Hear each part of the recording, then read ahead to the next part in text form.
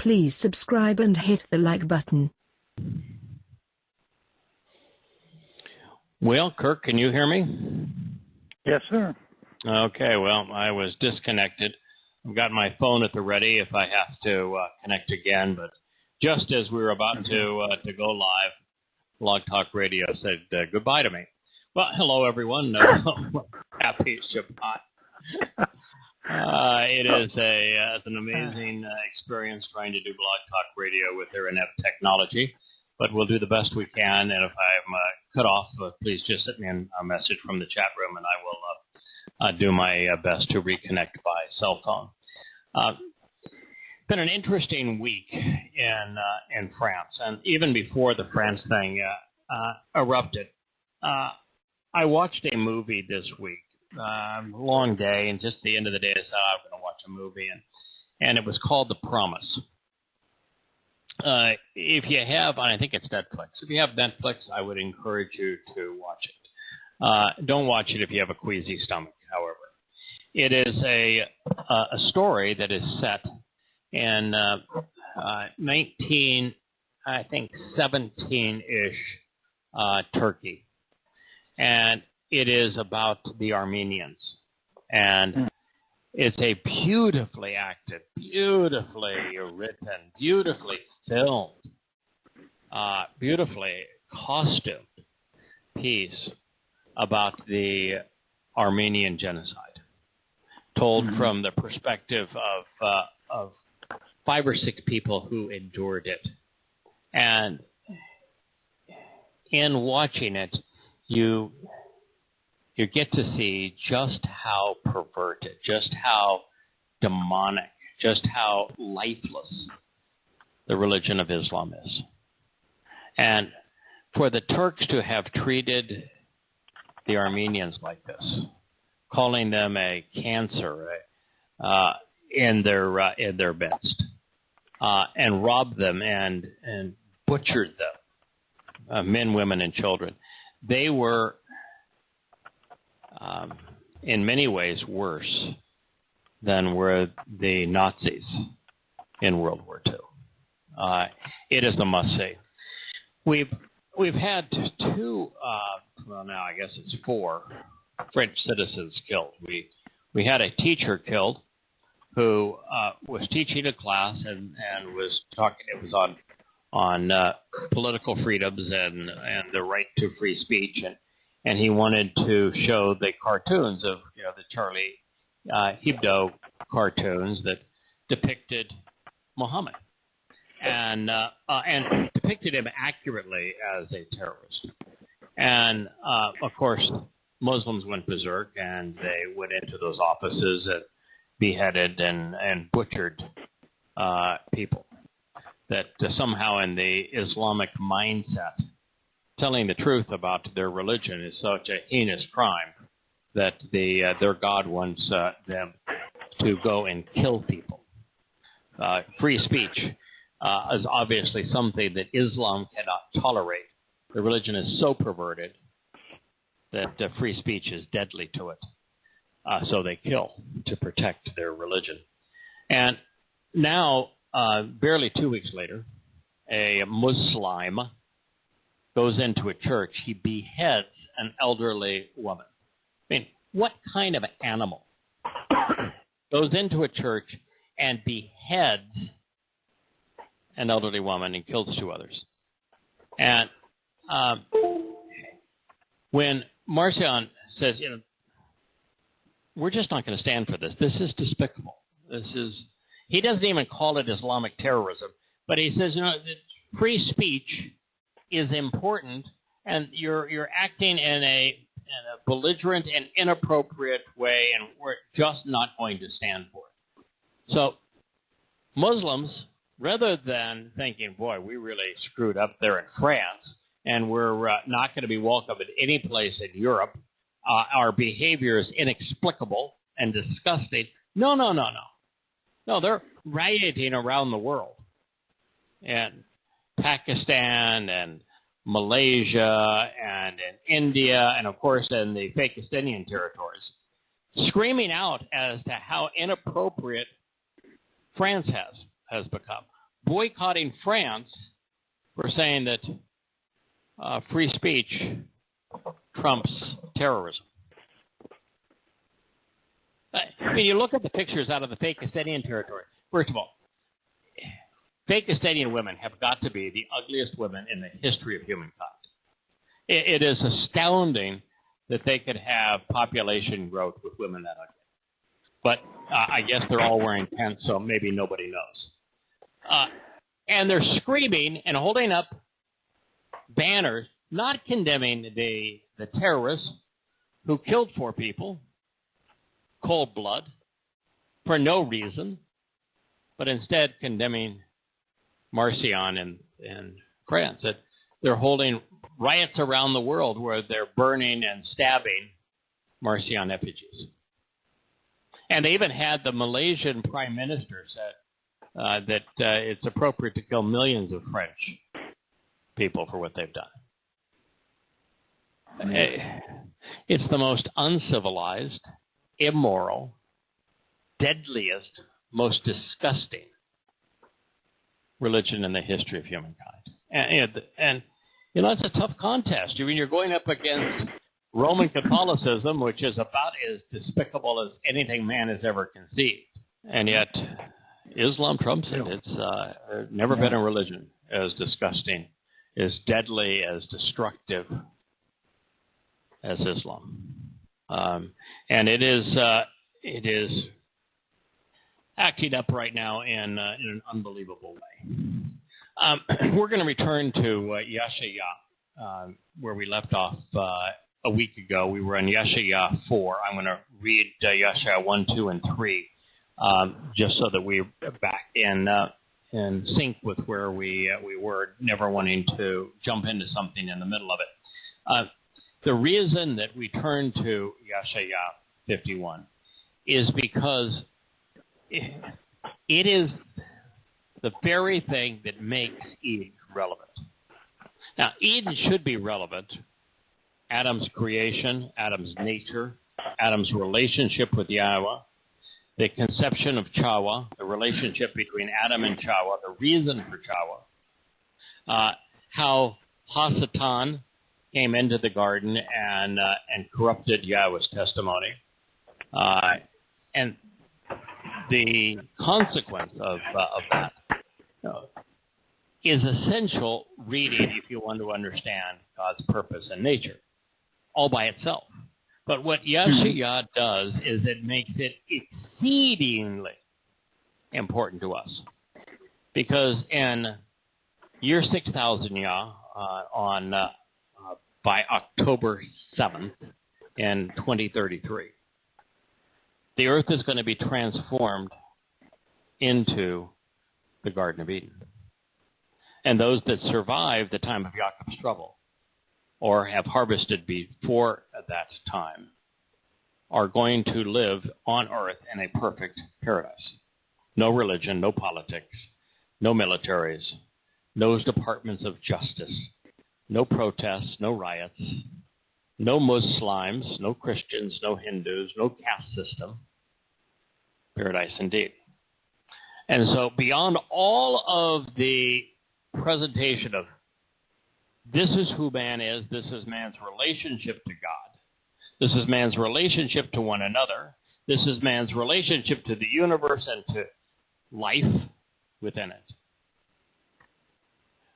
We have, because of Yahowah 51, the realization that we're headed back to Eden, that the Garden of Great Joy is God's idea of perfection. And therefore, if you follow the Mikre, the doorway to life of Pesach, the threshold of perfection of Matzah, of being born into God's family of firstborn children, and Shavuah, the promise of 7 and the Shabbat, with us performing the role of Teruah, shouting out this message that Yah has conveyed to us, so that his people, Yehudim and Israelites, come home and renew their relationship with Yahweh so that we can all camp out together on Sukkah. And we'll camp out together for 1,000 years. Sukkah, camping out, is a return to the Garden of Eden. So God begins this prophecy, verifying that with, choose to listen to me, those of you who are genuinely pursuing vindication by being correct. Well, I would think that would get most people's attention. I can't imagine being one that says, that's really crappy advice. Why would I want to listen to God? And he's not telling me, he's suggesting that it might be in my interest. And he says, only choose to listen to me if you're genuinely interested in pursuing vindication by being correct. If that's appealing to you, God's told you that you may want to listen to it. Those seeking to learn about and know Yahowah should choose to be observant so as to develop the proper respect and respond appropriately to the godly rock from which you were hewn, set apart, and engraved, as well as to the excavation of the cistern from which you were removed. Pretty clear?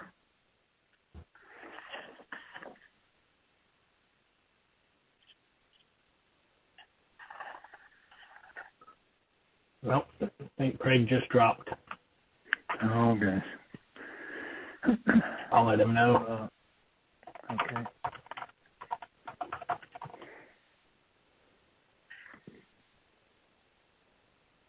And I know he said it, but I missed.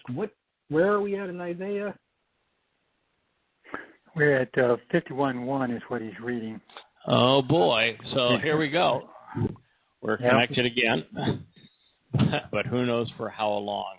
No reason to get upset. Nothing we can do about it. So if you're seeking to learn about Yah, then be observant. You can find Yah most adroitly by closely examining, carefully considering his Torah and prophets. But he is also knowable in so many other ways for those of us who are open-minded. And he's saying here that he's referencing the fact that he's a rock from which we were hewn. This is to say, and it's kind of an interesting insight. Yahweh said that he made a man out of the elements of the earth. And then he blew into him part of his nature, which is our nefesh, soul, and our nesama, conscience. But here God is saying that God is the rock from which we were hewn. So it's to suggest that the physical world, yes, that God talked into, proclaimed into being, is also part of his nature. That part of God's very nature is represented not only by the words that he spoke to facilitate creation, but by what he created. And that we ourselves as life are the residue of what God conceived. Now, that may be a stretch, and maybe the metaphor is simply that God is rock in the sense of he's dependable, he's unchanging. He provides a sure foundation. What he says is etched in stone and therefore not subject to erosion or erasure. And then he says that we're also excavated from a cistern from which we were removed. Now, there's two ways of looking at that as we spoke last week. One is that we were removed from the pit, which is Sheol, which is where we would be headed if it were not for God's plan and his provision. But also, we're born of water. We're cleansed by water. Water is the source of life and living water. So it is water that gave birth not only to the universe, the physical world, but also to life itself. choose to be observant, so he's conveying this again, so that you can properly interpret and understand by looking to Abraham, your father, and to Sarah, who has labored for a long time expecting you. This, too, is exceedingly important. And what the prophet is telling us, or Yahweh is telling us through the prophet, is quite simply that the core to being part of Yahweh's family, central to being part of Yahweh's family, central to understanding who God is, what he's offering and expecting in return, is to look to Abraham and Sarah. If you look at them, you'll understand Yahweh's name, because Abraham and Sarah are the two people standing in the midst of his name. Understand the covenant. You will understand the conditions to which Abraham accepted to be part of the covenant. You'll understand the benefits that Yahweh is offering those who engage in it. There is no better place to understand Yahweh than through the covenant. And so God is being very clear. Yeah. Did he prevent her from having a child to protect the symbolism? Oh, do you think that there is a likelihood? Yeah. Oh, I think there's a high likelihood. That I've never thought of it before, but certainly it makes sense that there would be a high likelihood that that Sarah would have been barren for the express purpose of the miraculous child. One child. Yeah, that is the product of the covenant. So we have the first family of the covenant, and it's not one of the 5 to 10 children that Abraham and Sarah had previously, but a child that is specifically born, miraculously born into this covenant. So the example of what the inheritance represents. So yeah, I think that is highly likely. So then he says that Abraham and Sarah, who have labored for a long time expecting you. I don't think most of us ponder the idea that Abraham and Sarah labored for us, or that they are expecting us. But clearly, Abraham was told that you're going to be the father of a great many people.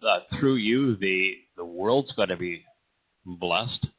So he knew that there would be people that he should expect to join in this covenant over time. And he did work. I mean, there's clearly he struggled to understand it, but strove to understand it, representing Israel, both to strive and to struggle. And he constantly listened to and met with Yahweh, and then to confirm the Torah, he took that 3-day walk to Moriah, took his son up Isaac to the summit of Moriah, did exactly as Yahweh had requested. So he has labored. Now, continuing to labor is kind of an interesting thought. When Yahweh presents Adam and Eden, there are 4 references to Adam and work. In fact, even before Adam is born, Yahweh says there was no one to work the land. And then Adam was conceived to observe and to work. And Adam's consequence for eating from the tree of the knowledge of good and bad was that he would work. And even Chawah's consequence was that she would work. Matter of fact, it's the same word, which is just so interesting because, it's toil by the sweat of your brow, for Adam, and it's have pain in childbirth for Towrah, and it's the same word. So, yeah, that is to say that, well, they translated that Adam's going to have pain in childbirth. No, it's a word that means that for Towrah, that raising children is going to be a lot of work. And for Adam, feeding your family is going to be a lot of work. But work is something that God values and views favorably. So the fact that they have labored for a long time suggests that we all will have jobs in eternity.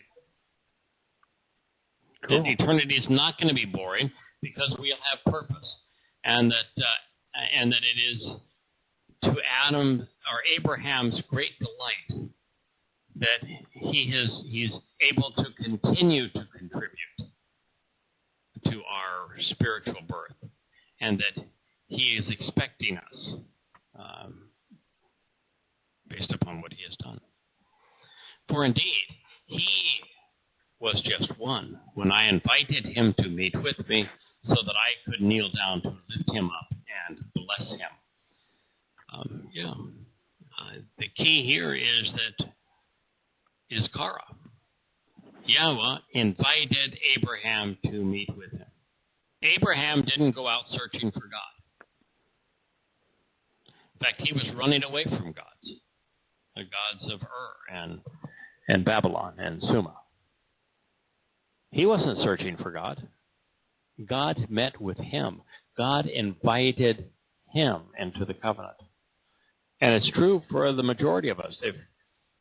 If God does not introduce himself to us, does not invite us to become part of his family, it's very unlikely that we'll come to know him.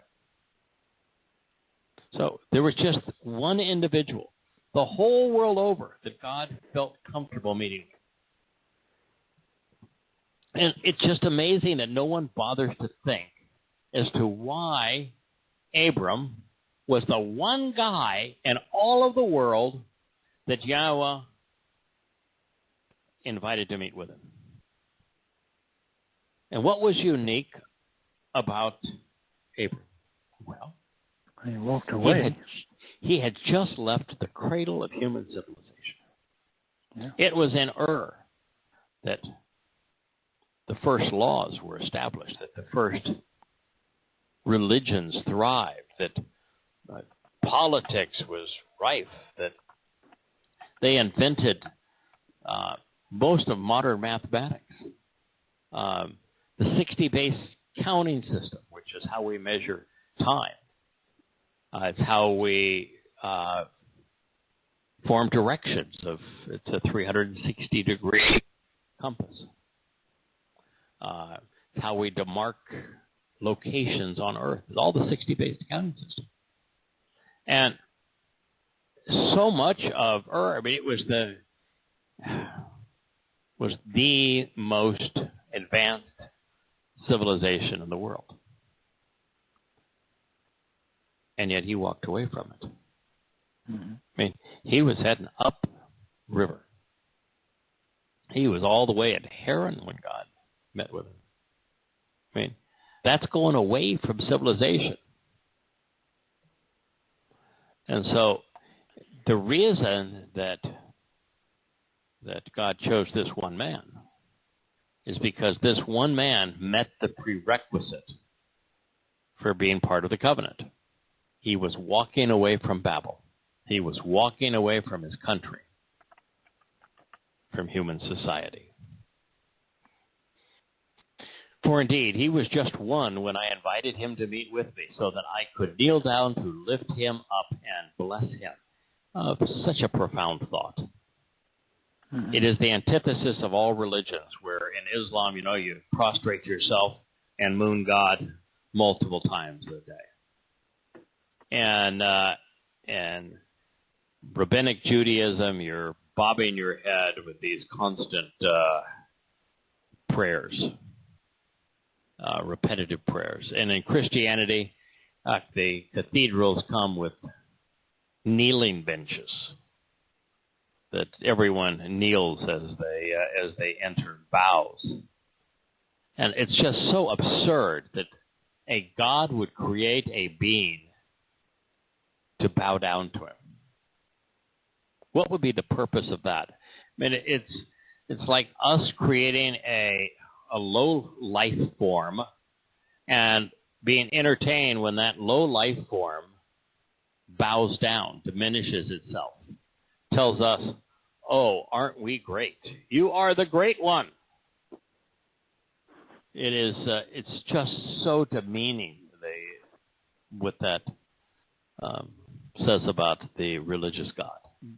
God as our father. This is, look at Abraham, your father, and Sarah, your mother. What God as our father, because Abraham it means merciful father. And Sarah is the middle of Israel. What loving fathers do is they get down on their knees to lift their children up, to benefit their children, to invoke favor on their children. And so Yahweh is saying, if you want to understand that, then you'll understand my role in the covenant. You'll understand why I conceived you. Then it says, then I tremendously enriched and empowered him, making him far greater than he had been. That's the benefits of the covenant. We are made immortal, perfected, adopted into God's family, enriched and empowered. God makes us far greater than we would ever otherwise be. And we're not talking about greatness in the sense of a wealthy individual or a powerful individual. We're talking about greatness in the sense of going from 3.5 dimensions to 7. We're talking about greatness and not going from 70 years to 100, but from going to eternal life. Talking about greatness of not just being better, but being perfect. This is what God is offering. Prophecy continues. Indeed, Yahweh will comfort and console Zion.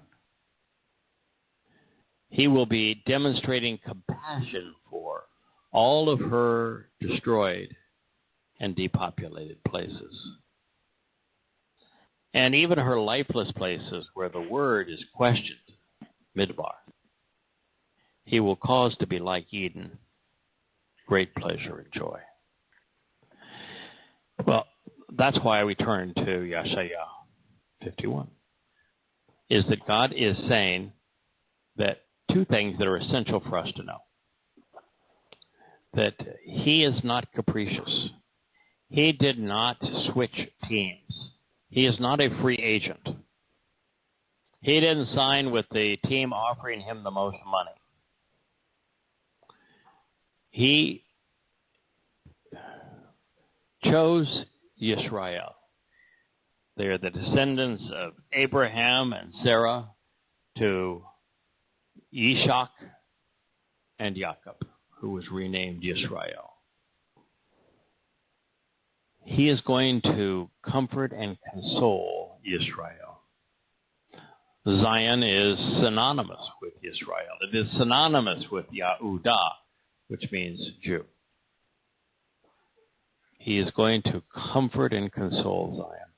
You know, there was a series of articles that came out earlier in this week. I don't know if you guys followed them, but it was about the Zionist Congress. Do you read anything about that?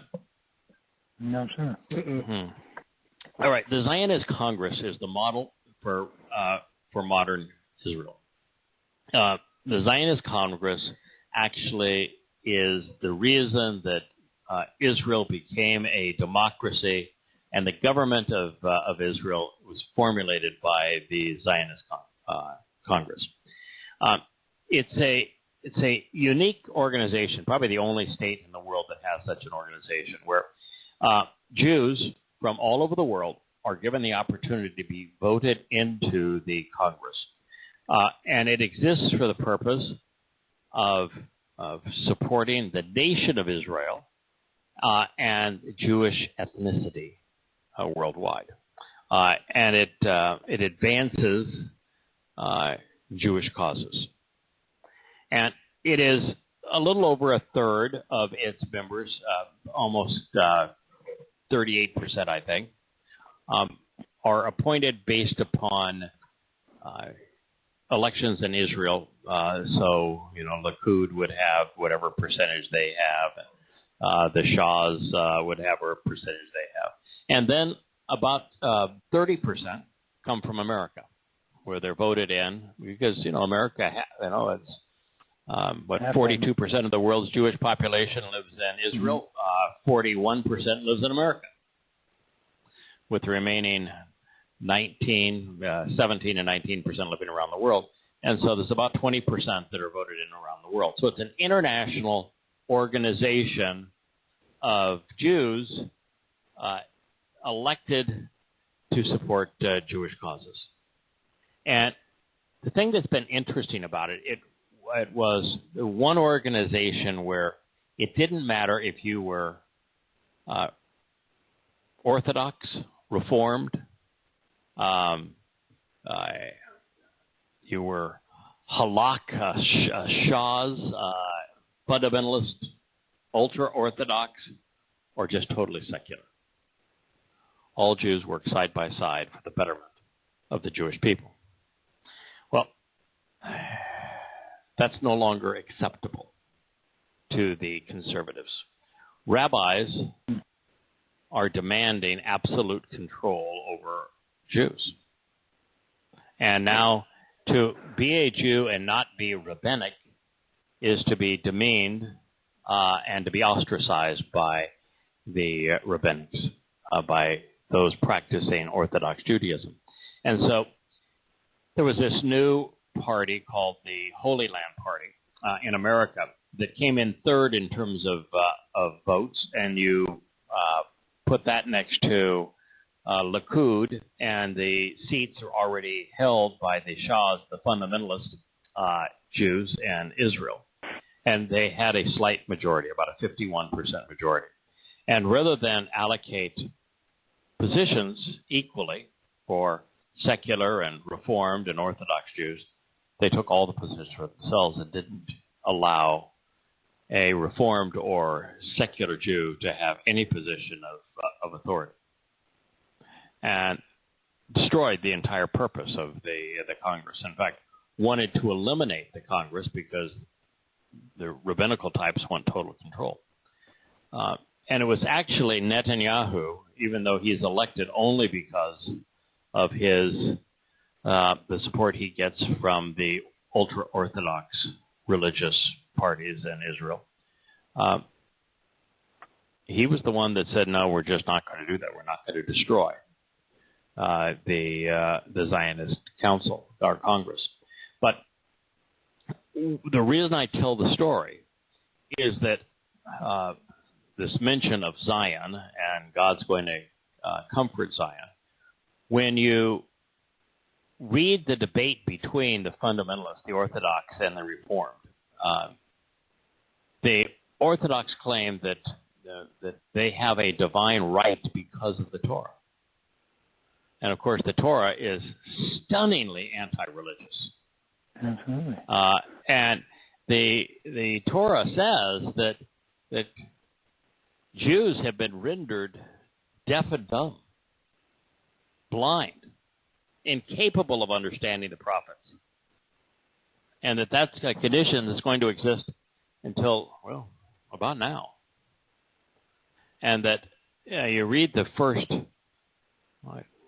10 or so chapters of Isaiah, and the entire thing is God lambasting Judaism. And so to say that they're Torah observant and they have authorization from the Torah is just astonishing. But what the rabbis want to maintain is complete control over marriage and over divorce and over all ceremonies and status in Israel. because it's very profitable for them. Of course. And this is just a sign of our times. There's a reason why Yahweh says that it will be 1 in 10 Jews that are going to survive to the day of reconciliation. The majority of Jews, God wants nothing to do with. There will not be a dress-up, black hat, curly-cued Jew in Eden. Not one. There won't be anybody playing religious dress-up in. So God's focus, however, is still on Zion and on Zionists, but not on Judaism. But most certainly not on the Vatican. Most certainly not on Washington, not on London, but on Zion, which is the heart of Israel. He will be demonstrating compassion for all of her destroyed and depopulated places. Wow. What that is saying is that after 1948 and inheriting this land again that was so depopulated and so destroyed, and building it back so that it was it's an oasis, the freest, most prosperous place within the whole of the Middle East, that it's going to be destroyed. Completely wiped out? No. But Muslims are going to have their way with it. And it says, even in her lifeless places where the word is questioned. Bob Midbar. Kirk, you told me that you had taken some time to look at Bob Midbar. It's one of my well, it's not Bob Midbar. This is just Midbar here. Bob Midbar is the book of the Torah. Midbar simply is a compound of two Hebrew words. Meh, which means to question, to ponder, and debar, which is the word. The word. Yeah. The lifeless places where the word is pondered, where it is questioned. Yeah. Nobody says it when they say Midbar. Yeah, it's so many marvelous terms. Cool. Bikra, Moed, so many marvelous terms. Mitzvah. They're all mishpat.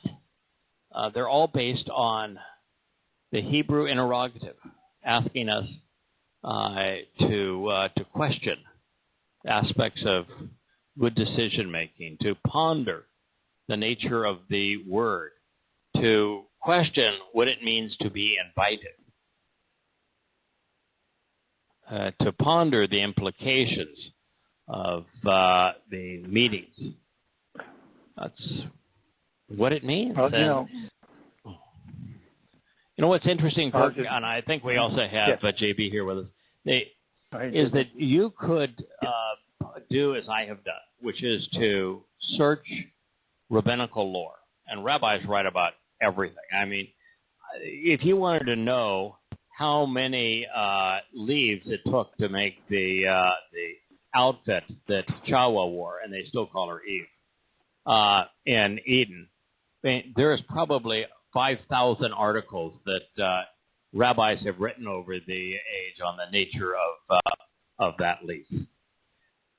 But I can't find any place where they have come to the realization that midbar means to ponder the word. Or mikra is to question the invitations, the meetings. It's so obvious. Why can't they figure it out? Well, I took a little side, too, after recognizing that. I took a little different tact on as well. I looked up midbar, and it's always written as a wilderness, a tract, or a region uncultivated and uninhabited by human beings. And I said, this is more like a metaphor for debar in the sense of the way man views his words. Yes. I mean, to them, it's a wasted space. They never look. rather than seeing Yahweh's word as the author of life, as the owner's manual on how to get the most out of life, as a set of instructions as how to live life to the fullest, or ultimately the well of eternal life. They don't bother to question it, they don't examine it, they don't ponder it, and they just look at it as a life.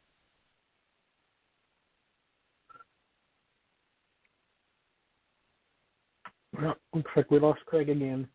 Got him again?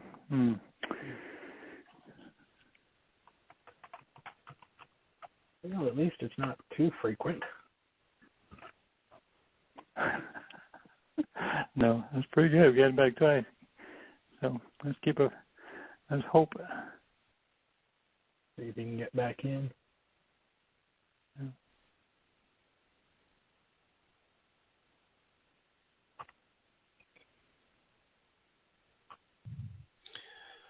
Well, I think this was the third time that we've had to reconnect. That's your third shot at it, yeah. Yeah, that's always troubling. So then he says, indeed, Yahweh will comfort and console Zion. He will be demonstrating compassion for all of her destroyed and depopulated places, and even her lifeless places where the word is questioned, he will cause to be like Eden. If God is going to make these places where the word is pondered like Eden, then he is going to transform the world. He is going, at the very least, he's going to transform Israel into the conditions experienced in Eden. And I think it's the entire world that God's going to transform into Eden. But this is unequivocal. He is going to cause the world to be like Eden. Sim ka Eden. Sim. He will set up. He will bring about similar to Eden. I mean, the whole story of the Garden of Eden is told to us so that we can consider it, evaluate it, and decide, is that the kind of life that we would want to live eternally? Does that appeal to us? What were you going to say, Kirk? No, I was just going to say, I would assume that it would be some type of like the old canopy theory of the water vapor around the earth, so it's a hothouse effect and things blossom. So if you put that around, why not put it around the whole earth, and the whole earth blooms? So it's reasonable to think. Yes, it is evidence that was the case. Yeah, could be a canopy. It could be also Yahweh is returning, and therefore there'll be a lot of light. Everything becomes life. God is coming back, as if the sun, as if God, and so is there the possibility that just that additional light will bathe the earth such that we are surrounded by warmth. It's amazing to see so many secularist liberals bemoaning the concept of global warming as if global warming was this terrible thing. Well, no, it's actually the opposite. No, man thrives during warming periods, and humankind is depopulated and is subject to tyranny and oppression during cooling periods. We're still coming out of that last ice age. The best thing that could possibly happen to us is to enter a warming period. And for the earth to return to the conditions experienced in Eden, we will be in a warming period. I've now live in an island in the middle of the Caribbean Sea, and it is constantly warm. It's not hot. A really, really, really hot day here will be in the low 90s. A really, really cold day here will be in the low 80s. Well, it's pretty warm temperatures for average. I think it's very comfortable. Very low humidity, relatively low humidity. Always a nice breeze. But this is a warming place. It's a warm place. You know, we went out and had dinner tonight before the show, and walked inside, and they had the air conditioner on, and oh my goodness, it was uncomfortably cold. Now that room was probably 76 degrees, 77 degrees, which for most of you listening to the show would say, oh my God, that's warm. You got to get it down to 72 before we're comfortable, or 70 or 69 or whatever it is that you like. And yet here, when I walked out, it's probably this evening it'll get down to a low of probably 82 to 84. Walk outside, it's a nice breeze, and it's 82 or 3 degrees, and it's just so pleasant. Warmth feels good. Working for the Chamber of Commerce now too, huh? Yeah, sure. I'm a fan of weather where dressing up is putting on a pair of loafers with your shorts as opposed to flip flops. You know, so yeah, there you go. Yeah, I did. I dressed up for dinner tonight. I did put on a pair of loafers. I hadn't probably done that in 2 months. So yeah, we went to a fancy restaurant tonight. Oh yeah. This place redefines casual. And also, her land that Arabs have deforested and depopulated will be as the Gan, the protective garden of Yahowah. So just in case you thought maybe he was just playing a little metaphor here, just a little symbolism, well, he begins it with Eid, follows it up with Gan, telling us, no, these lands that the Arabs have depopulated, a Rabha. Her area is darkened by these noxious swarms of foreigners who join in as a result of brokering a deal with the desert-dwelling Arabians. Is going to become like the Gan, the protective garden of Yahweh. Now, I like camping out.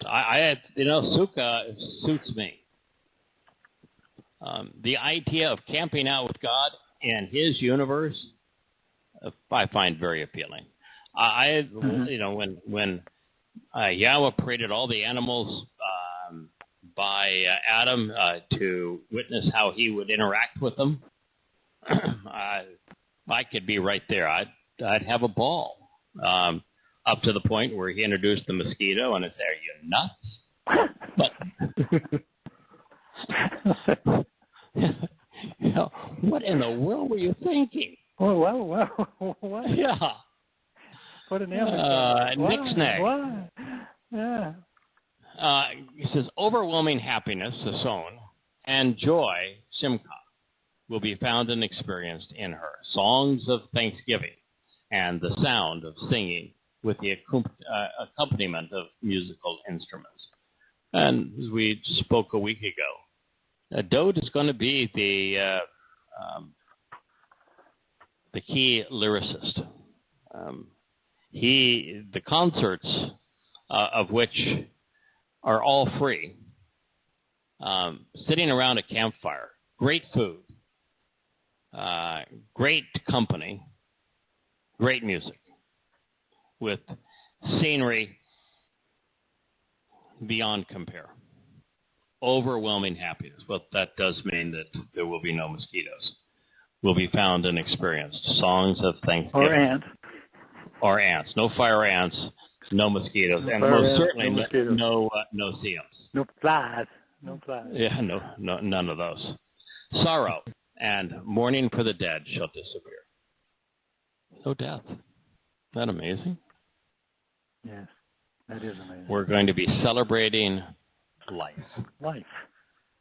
So what else did you find? I think I got cut off as you were expounding upon Midbar. Oh, no, I was just saying that the wilderness, how it was defined as a wilderness. I don't know whether you heard this or not. The wilderness, a tract or region. This is a negative thing. Wilderness is a tract or region uncultivated and uninhabited by human beings. So it became a metaphor for the way man views the words. Mm-hmm. And then there's also Deber, which is the same letters. It's a epidemic affecting man and beast, which would be the negative connotation of that. So, as so many words have negative and positive thing depending on context. It's more than just a word. It's the belief. Yes. It's the way we do it. There's no question the way it's written. The Hebrew word for spoke as a verb and word as a noun is debar. When we pronounce it as debar, understand that it's just three letters. D, B, R. D-B-R. Yeah. And midbar is four letters. M, D-B-R. Well, the M in Hebrew is an interrogatory. When it's placed before a word, the beginning of a sentence in particular, it means this is the start of a question. We're talking about the who, what, where, why, when, and how of whatever follows.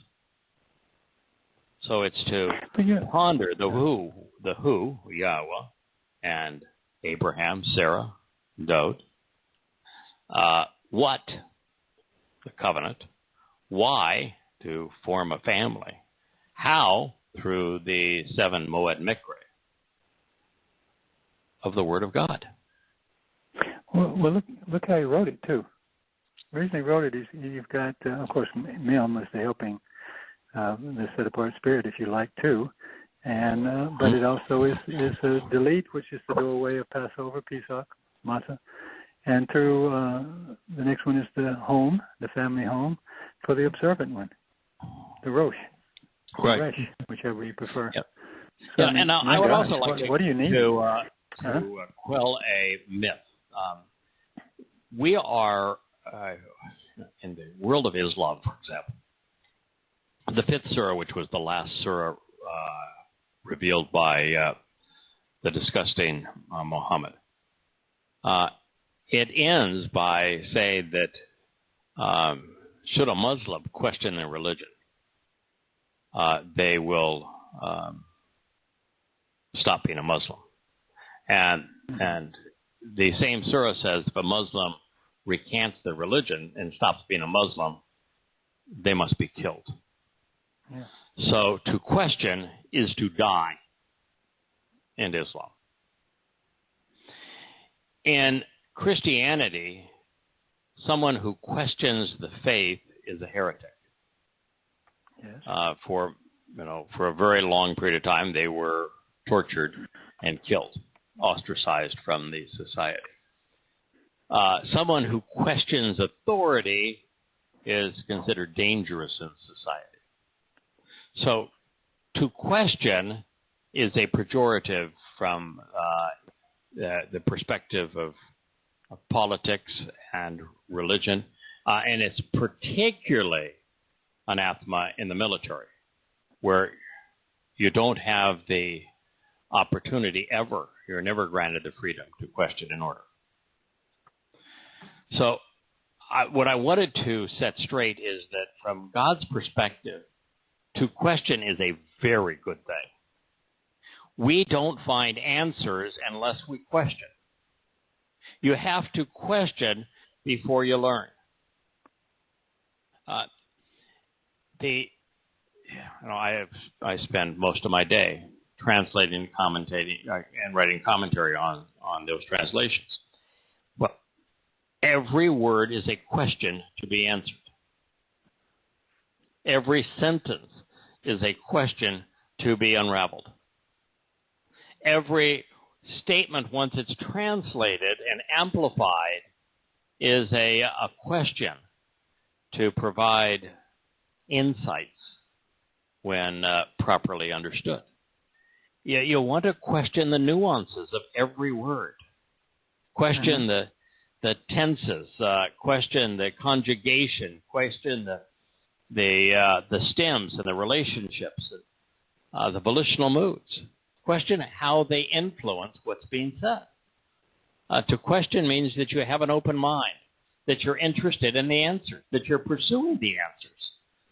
Mm-hmm. So to question the word, to ponder the who, the what, the where, the why, the when, and the how of it is an exceedingly favorable thing, which is why God is saying that the midbar are going to find relief. They're going to be restored. It's going to be turned into an Eden, a place of great joy. So, I would even assume that even in the schools where you work, JB, that somebody that questions the authority of the teacher, or that questions political correctness, or that goes against the authority, questions their status and authority, they end up in a whole world of hurt in today's academic institutions. So, yep. We take the opposite approach that God does to it. Yeah. Well, didn't he just tell us to look at Abraham? And Abraham questioned him all the time. Mm-hmm. Well, what about what if? Oh, yeah. Abraham even began. Too. Yeah, So with Abraham said, that's the example. Hey, God, I don't get it. I don't have a kid. What is the value of an inheritance? Yeah. Didn't he? That's a question. When he said, listen, I don't have a child, but, this young lad from Damascus, he works for me. Why not him? That's a question. Yeah. Yeah. And what did Yahweh do? He answered his question. He didn't give Abraham the answer he wanted, but he nonetheless gave him the truth. He answered his question. Abraham would not have been in the covenant had he not asked those questions. The question is a very good thing. Choose to pay attention and then respond to me, my people. Oh boy, that is the problem of Jews. So many are fixated on being religious. They're paying attention to the rabbis. They're paying attention to one another. They won't even write God, much less Yahweh. I was translating a passage today. I finished a chapter of now the second volume of Yada Yahweh, and the last passage that I translated was that there came a time where the people became especially vicious, fatally wounding. And they did so in the name of Yahweh. And that Yahweh found that treating his name with such disdain was despicable.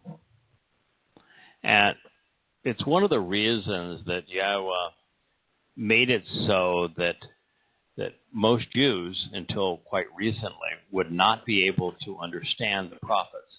Is the last thing God wants is to have his name become common, profaned, and used in religion, and used in politics, as it was prior to the flood. He says that not only was man vicious, but man was commonly using his name, and using his name to incite violence. That's something God could not tolerate. Choose to pay attention and then respond to me, my people. It's interesting that God only wants his name known to his people, to his family, to those that are earnestly seeking to know him as he really is. He doesn't want the rest of the world to know his name. The last thing is that he wants, he doesn't want his covenant, his people, his Torah, his name, his invitations to become common, therefore popular. He wants all of those things only known to his children. He doesn't want them abused. That's such a unique perspective considering the nature of religion, where they want you to be an evangel. They want you to we got to get the word out. Well, that's not God's intent. He wants those who want to know Him to have a place that they can turn to get to know Him. Right, but He's not interested in us having the most popular radio show or us having books that sell by the millions. That's not what He's interested in. He doesn't want to become common. Go ahead, Kirk. No, I was going to say that would, once again, it tells me that the fact that there's even a show like this and there's spread all over the world with His name would indicate that it's absolutely we're right up against Jacob's troubles, because now's the only time that it would be effective. Otherwise, it'd be anti Yahweh, because it'd be twisted. Now it's too late. Correct. Now, yes, and when we should never struggle to become more popular. We should never struggle to have a greater distribution. We should recognize that God doesn't want His people or His covenant or His name or His Torah to become common. Well, you still get emails that tell you that people are listening. New people are coming on board. Absolutely. Right? Well, thousands of people worldwide. Yeah. But thousands amongst billions is 1 in a million. And still 1 in a million ain't common. No. That's as uncommon as uncommon can be. Yeah. And for most of the past 2,500 years, until about a score of years ago, it was zero. It was zero. That's really uncommon. Also, hear what I have to say, people of other nations who have gathered unto me, because indeed a Torah teaching will come from me. Wow, this is also profound. First, while I'm thinking of it, I received in today's mail my first 3 copies of Bereshith in the Beginning, which is Volume 1 of Yada Yahweh, as it has been rewritten. And I can tell you, not only did Jackie do a beautiful job, the book is really beautiful, but it is so powerful. The multiple prologues now on prophecy, on keeping it real in terms of audience appraisal, in terms of composition and methodology, getting it right. It's very, very, very strong. There is now no way to read it, particularly as a Jew, and not be hugely influenced by what you're going to see. It is indeed extraordinary. But it's available right now at Amazon. I received my copies today, and I think Jackie is quite pleased with the updates that have been made in these last few days, and we'd encourage you to purchase it. It's I think it's only like $12 or $13. It's very inexpensive, and insure it with those that you hold dear. Now, the second part, we return to the statement. Also, hear what I have to say, people of other nations who have gathered unto me, because indeed a Torah teaching will come forth from me. So God is reaching out to people outside of Israel as well, Laom, other ethnicities, because indeed a Torah teaching will come forth from me. When was the last time that Yahweh issued a Torah teaching? Last prophet, Malachi. Yeah. By the way, that is an exceedingly astute answer, JB. It really is an exceedingly astute answer, because what that says is that you recognize that a Torah teachings permeate the prophets. That the Torah is not limited to those first 5 books, that there is Torah throughout Yahweh's teaching. In fact, the Torah is prophetic, and the prophets are filled with Torah. They are synonymous. It's one continuous communication. But you're correct. The last would be Malachi, and that would be around 2,450 years ago. Wow. It's been a while. It's been a while. So there's a new Torah teaching, because indeed a Torah teaching, guidance, instruction, direction will come forth from it. There is no reason for Yahweh to reiterate what he's already said, is there? We have all we need to know and a lot more to understand where we're going, how we got there, when the next major events are going to occur. We know what Yahweh is expecting of us if we want to be part of the covenant. We know what we're receiving from him in return. We know Yahweh's name.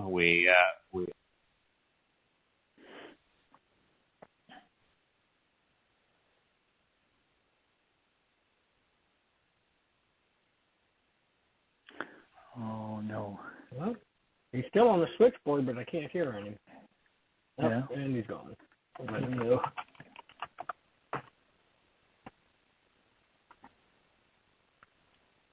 Hopefully it's been letting him get back in pretty easily. Yeah.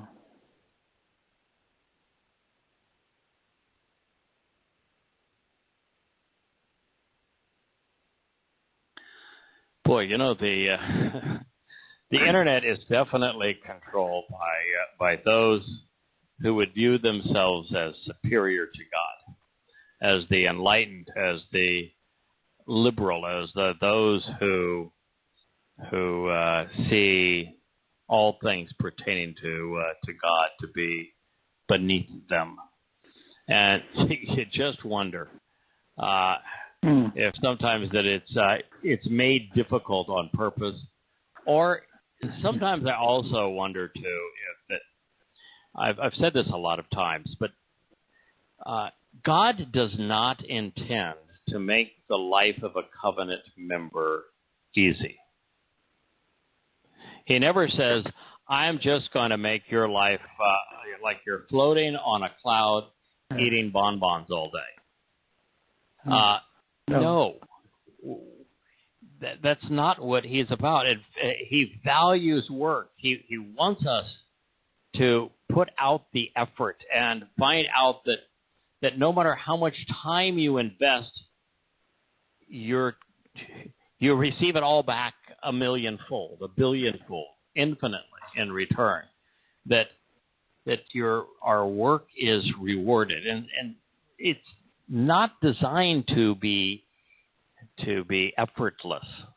And so when we have aches and pains, when we have 4 drops or 5 drops in one show, and I've checked the connection I have. My connection's as good as you get to be, and yet you have all of these issues. It is indeed frustrating, but to some degree, it's how we respond. If Dode's life was just all perfect, then what merit would there be to study it? Look at Job. The whole concept of Asher is trying to find Job right now. Yeah, right now. He might be right out that door. I'm going to see him any moment. But consider the life of Job. Would that story have any merit if he didn't have to endure those challenges? No, sir. So sometimes I think, okay, so it is difficult. Well, yes. And it needs to be that way. It's part of the filter. God has a filtering mechanism because he doesn't want paradise or the covenant to become profane or commonplace. And our willingness to invest the time to do the work, to get to know him, is rewarded. I would think that if you were to question covenant members at the moment, it'd be hard to find somebody that is more genuinely satisfied, fulfilled, happy with what's going on than Jackie. And she is constantly working to make these books available to us and to present them in as beautiful and as an appealing way as possible.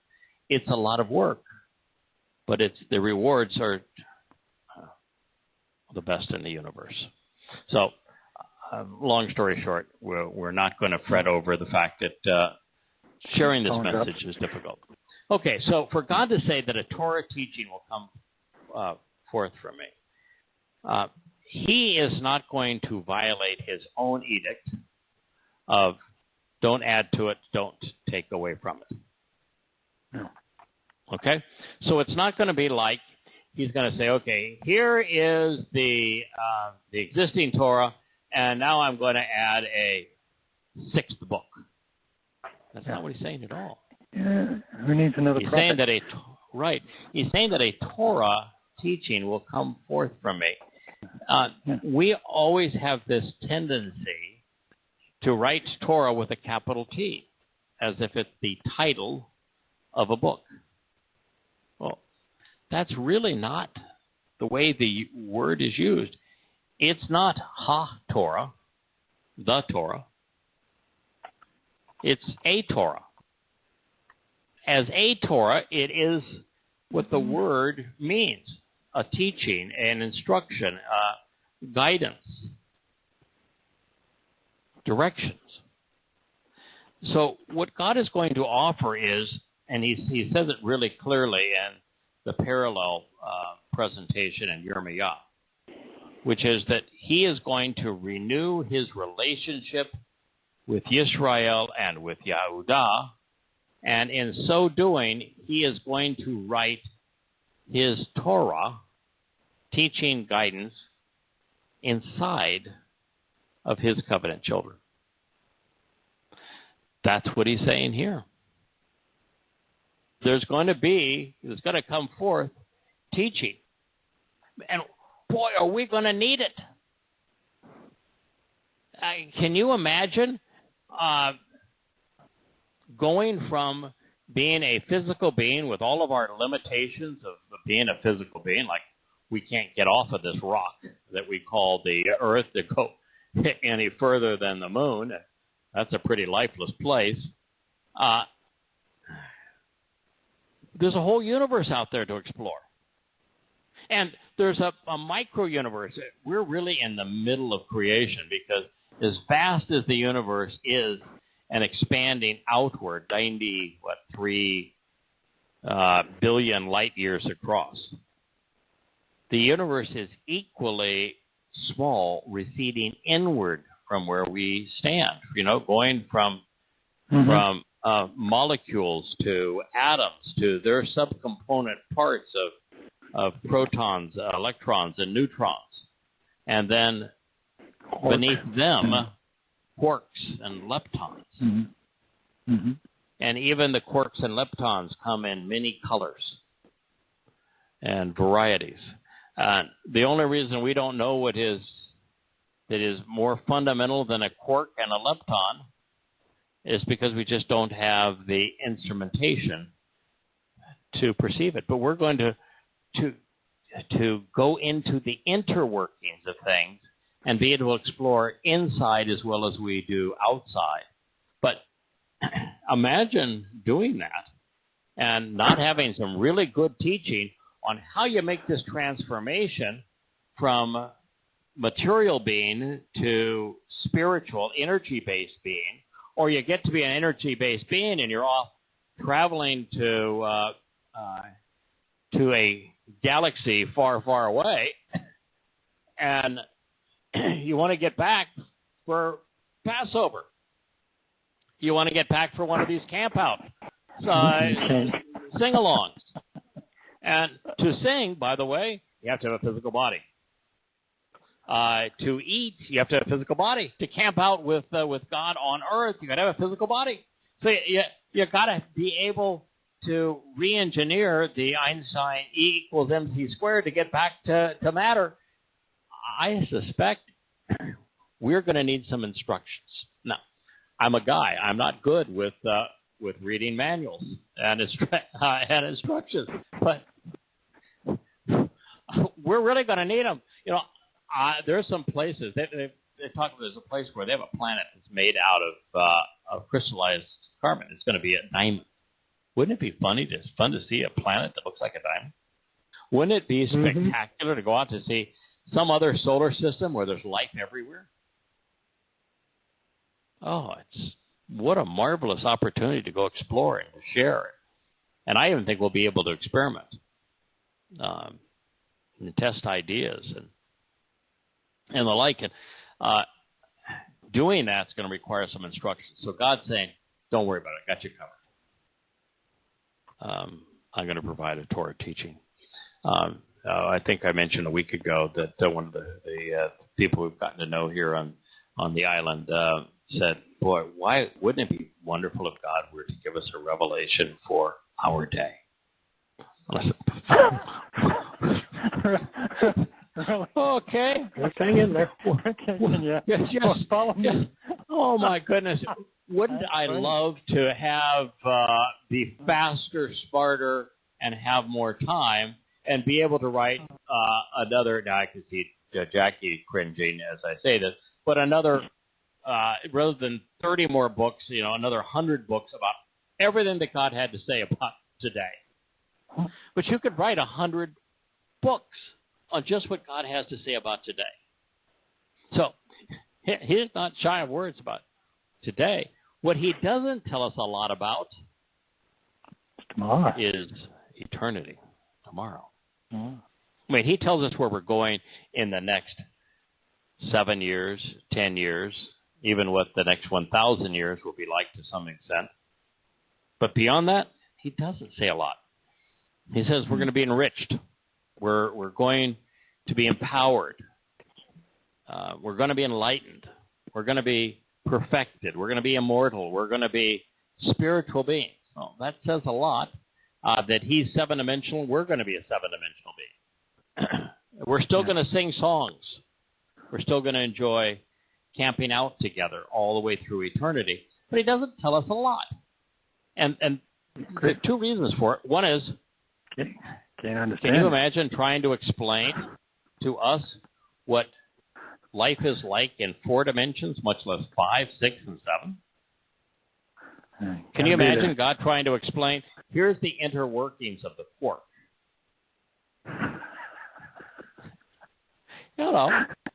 What is God going to say about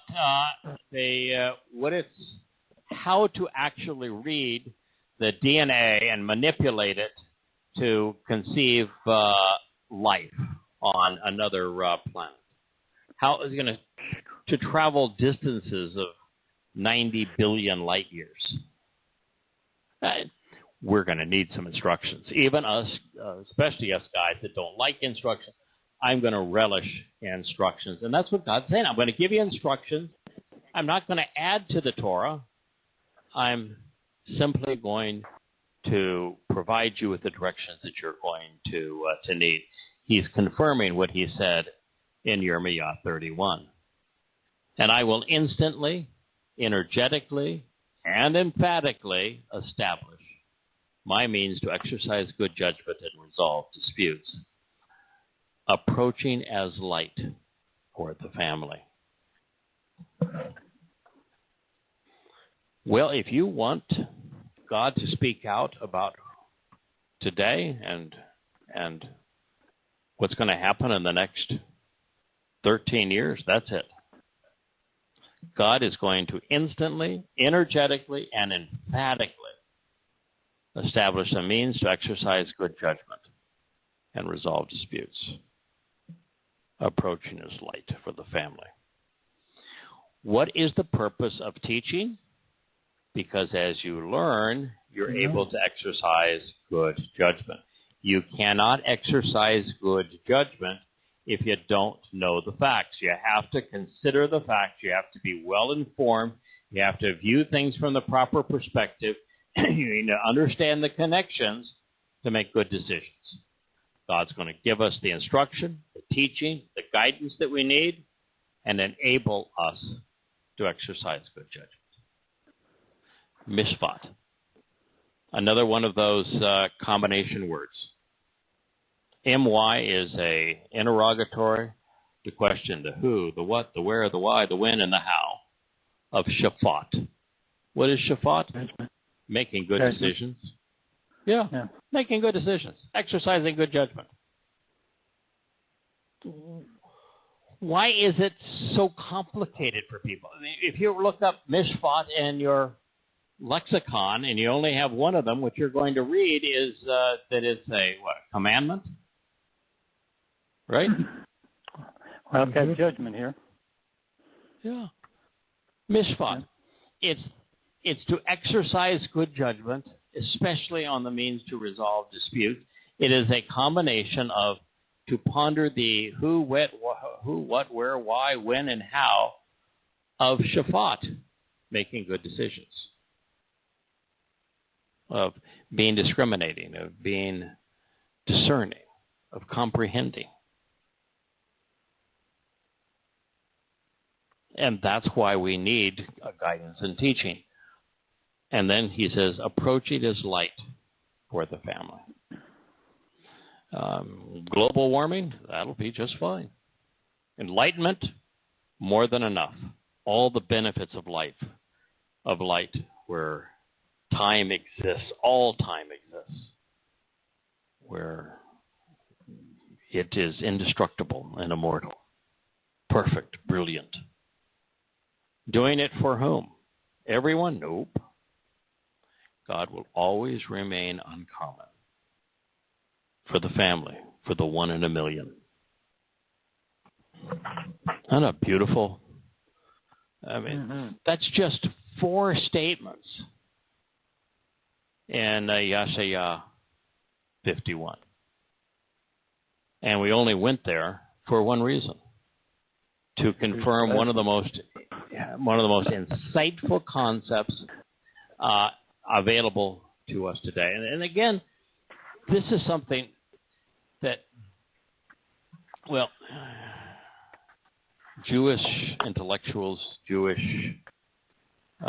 rabbis, Jewish theologians have written more and said more than just about any group of people in the history of humankind. And yet, I've never read a single one of them make this very simple, direct conclusion that we're returning to Eden, that this is a 6,000-year journey from Eden and returning back to it, and that God is explaining that he wants to live in a one-on-one relationship with man, that he wants us to enjoy life together, and that he is creating an environment that is completely devoid of religion and politics and militarism. But he's also telling us something that is also quite profound. Do you know that in Eden, there are 3 different times where Yahweh says, where are you? Where are you? What did you do? Why did you do that? Would an omnipresent being ever ask, where are you? No.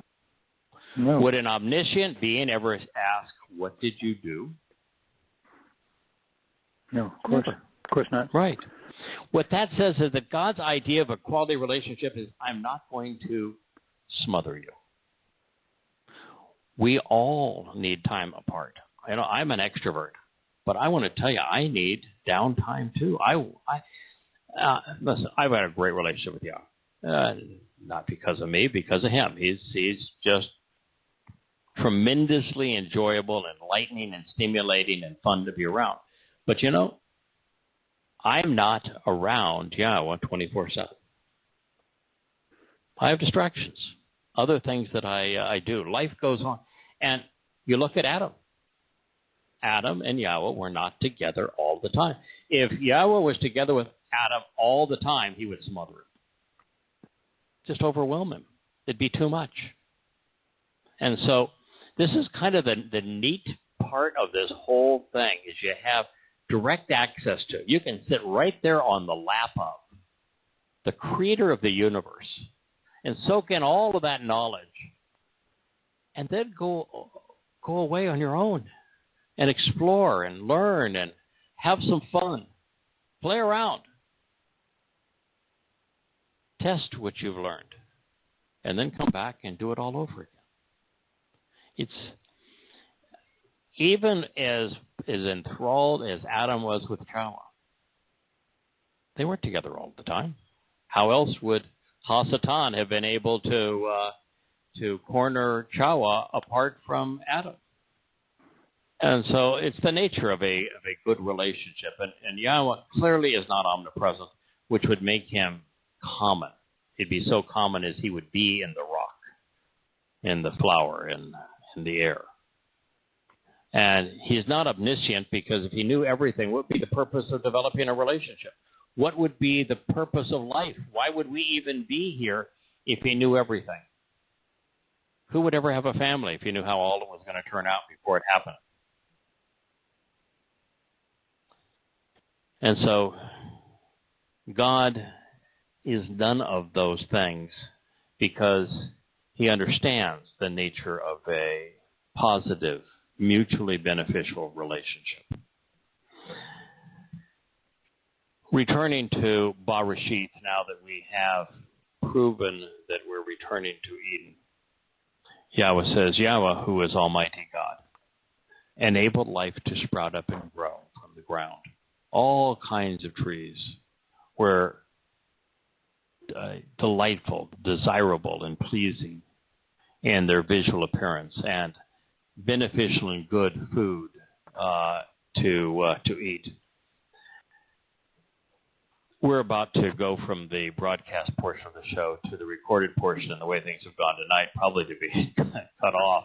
So if we are, I apologize, but I do want to leave with this thought, and that is that there is this notion, and we're going to explore it more and more as we learn about the relationship of Yahweh with Adam, and then Adam with Towrah, and with the three together, is that God did not forbid Adam from eating from the tree of the knowledge of good and evil.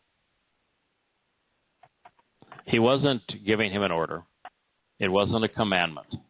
All he said is, I've created this marvelous garden. There's a vast array of things to do and see and enjoy and to eat.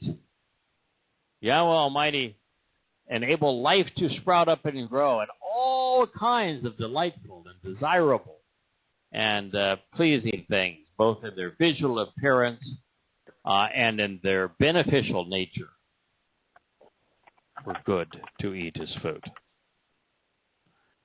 All he said is that there's this one over here, just one. And this one over here, if you make a habit of eating from it, there's going to be a consequence, and the consequence is you're going to die.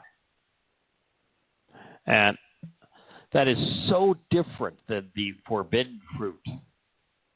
God being a temptress said, ha ha ha, right there in your nose, underneath your nose. You can eat from that tree, but you can't eat from this one. No, it's the whole world to explore, to enjoy. A universe created for them. And there's just one tree, and he says, you make a habit from eating for that, and eventually you're going to die.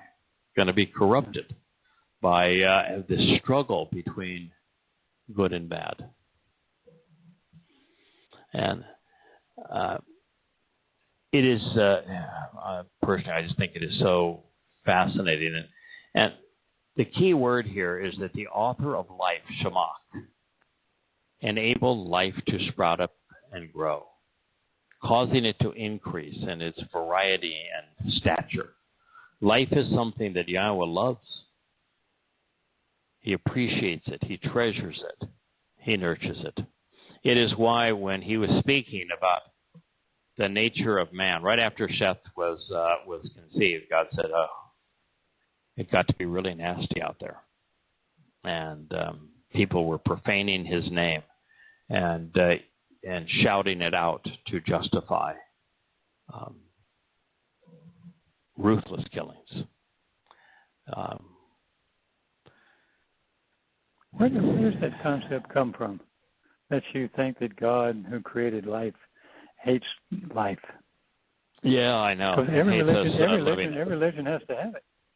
Yeah, and think of it, at the root of it all is the conception of new life, right? And the conception of new life is no matter if you are a human or you're a dog or you're a lion out there in the forest, it's through a sexual act. Well, isn't the greatest blessing in life conceiving new life? It doesn't get any better than that, right? And that's through a sexual act. So you want me to believe that God somehow disdains and thinks is dirty and perverted the very thing that conceives life? It's just so enormously troubling that religions view God as this cosmic killjoy who wants to be feared, who wants people bowing down and worshiping Him, who wants people dour. No, that's what the people who run the religions want. Yeah, it's what people that run the religions want, because they're miserable human beings. They want everybody to be not only as miserable as they are, but to fear them. Right? What if in ancient cultures, if something went bad, it's because, well, the gods were somehow displeased, and the way to please them is to sacrifice a human. Yeah, you want to celebrate life. You want life to return. Let's go kill something. Let's go kill something. There we go. What is how do you become a good Muslim? You go kill something. Go kill somebody. Kill things. Right. Somebody tells the truth about your religion. Oh, can't have that. Let's go kill somebody. Well, you know what? I haven't listened to any of the politicians, but I did listen to a speech the other day. And Biden said the first thing I'm going to do is wipe out that order that prevents Muslims from coming here. Oh, I know. Have you read anything in your life, Biden? Yeah, I want America to be just like France. Yeah. Yeah, let's do that. The Islamic countries are all hellholes. Women have no rights. Yeah. There is no value in anyone's life. There's no justice. There's no inventiveness. There's no freedom. There's no opportunity for enlightenment. And even those who are rich are parasites. And there's nothing in those places that it's worth anything. And so, and they're the very reason behind the terrorist acts of 9/11 and 90% of the terrorist acts worldwide. And so, first thing I'm going to do when I become president is I'm going to make certain that more of them can come here. Yeah, it's working out really well for France, isn't it? Listen, from a political point of view, God wants us to be to disassociate from politics.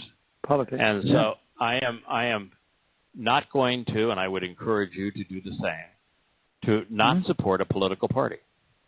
No, of course. Don't go out and vote for a Republican or a Democratic candidate if you're an American. I understand there's people listening to the show around the world, and I would say the same thing for you. Opt out of politics. Now, that does not mean that you opt out of understanding the world. It just means that you yourself do not align yourself with a political candidate. Now, you can still discuss politics. One of the things that I have been urging more recently is that there is a class warfare that is going to envelop the world. And it's going to pivot on on conservative versus liberal values, with most people now being liberal. Liberal means that they want more government involvement. They want the government to protect them. They want the government to enrich them. They want the government to provide entitlements for them. They want the government to educate them. They want the government to tell them what to do, and more importantly, to tell others what to do. They want the government from people who they view as less deserving and give it to them. It's a liberal use of government.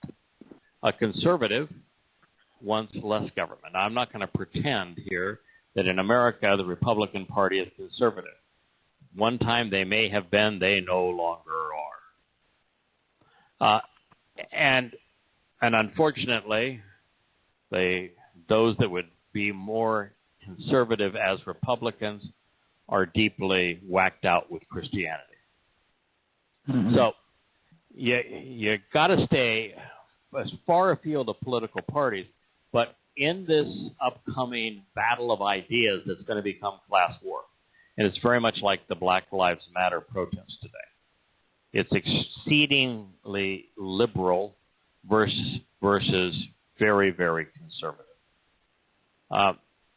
That while the neocons that are out battling against the Antifa factions and Black Lives Matter riots and protests are the model for what's going to come, I would still say it behooves us to be conservative rather than liberal.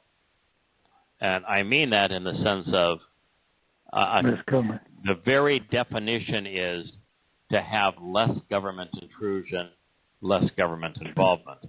Now, again, you have to be careful because, unfortunately, there has been this projection that a conservative wants a strong national defense, and no, that's not the case. A true conservative would want no military. No army. None. Yeah. None. And would want the absolute minimal amount of government involvement. And that's what Yahweh would advocate. Yahweh did establish some governance. You know, his governance was his Torah.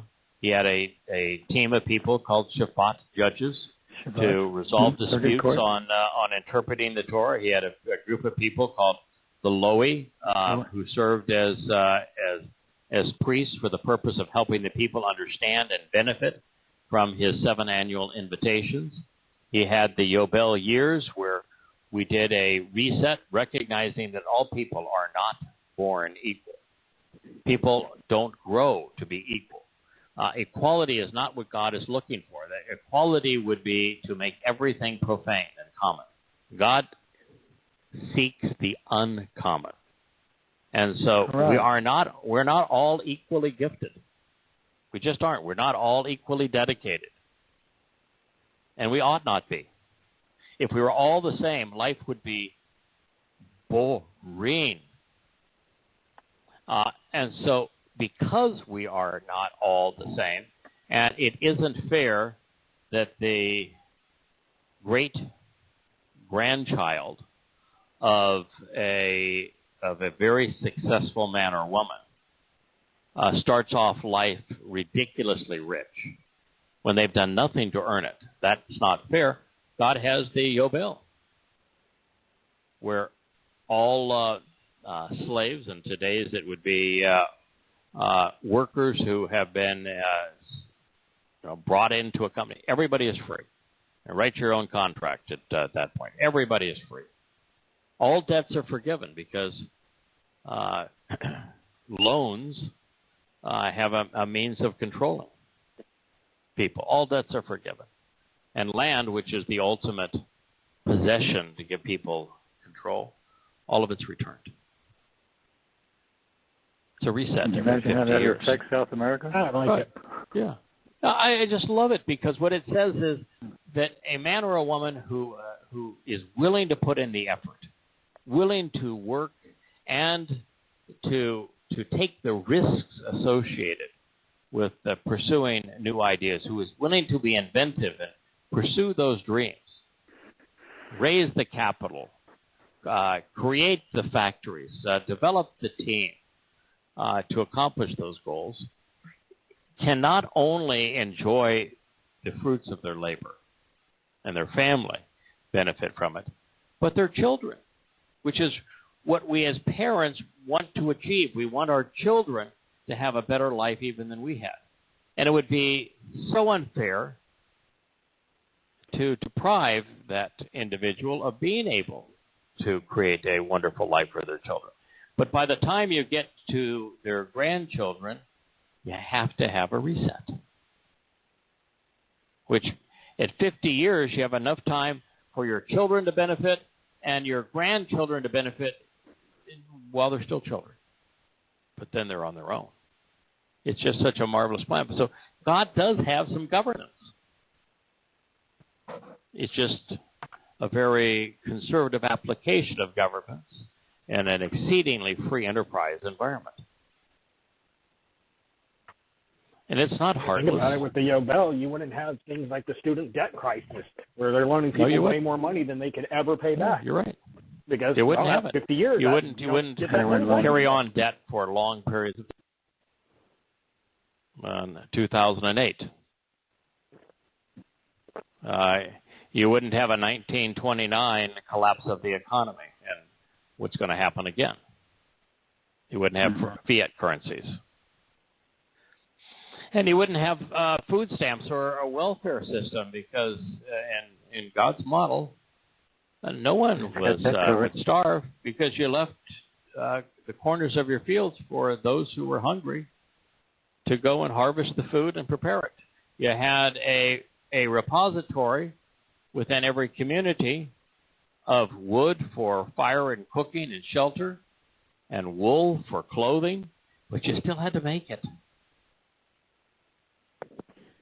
And so you didn't deprive the individual of their character or rob them of their set of values by giving them something for nothing. And it was very clear that if you were a Shaphat, but particularly a priest, a Loe, helping to the people to understand and benefit from the 7 annual invitations to meet with God, there's no money changes hands. That there's no religious hierarchy that gets rich. They couldn't even own land. So, I didn't know they could. I just think that it is appropriate to talk, when we talk politics, to say the smaller the government, the better. The more that government and we individually, since no earthly government is ever going to be guided by the Torah, but the covenant family can be, and that we advocate exceedingly small, non-militaristic governments based on free enterprise and freedom of all sorts, every possible freedom imaginable, and that we strive for individual accountability and encourage evidence and reason and enlightenment. We encourage the truth. We discourage political correctness, multiculturalism. And we most certainly discourage government intrusion to people's lives, where they can deprive the entire country of their livelihood and liberties. So, as we near, and will be a time we have this next program, we will be past the election. We will either have a new president or a continuation of the old. And while I would encourage all of us not to vote, I would say that the things that God cares about, which are Israel and personal freedom, there is once again the lesser of two evils, one that we cannot support, we can't donate to, we can't vote for. But in this particular case, there definitely appears to be a lesser of the two evils. Someone who is more of an advocate for free enterprise and someone who is more of an advocate for the state of Israel, even though they themselves are a horrible human being, such that we can't individually support them. Well, let's leave it here. I'm going to share Bereshith 2:9. We'll return to it next week. The tree of lives was in the center of the sheltered garden. The tree of lives. And we'll ponder all of the implications of what that means. Why is it lives?